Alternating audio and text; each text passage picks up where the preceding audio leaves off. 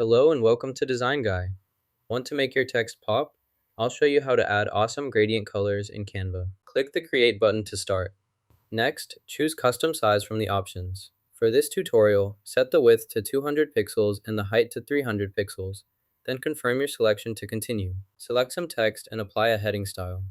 Click inside the heading area, then type your desired title or any text you want for the heading. Scroll down to the text color section.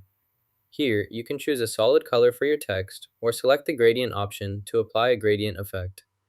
Adjust the color stops as needed to customize your text gradient for the desired look. Select any gradient color you prefer from the sample options available here.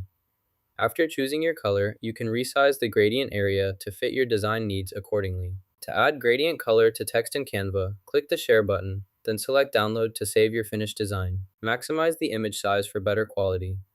Then check the Transparent option to ensure your image has a transparent background before saving or exporting. Choose a background image that conveys the concept of hitting down. Now you can add awesome gradient colors to your text in Canva. If you found this useful, hit like and subscribe for more tips.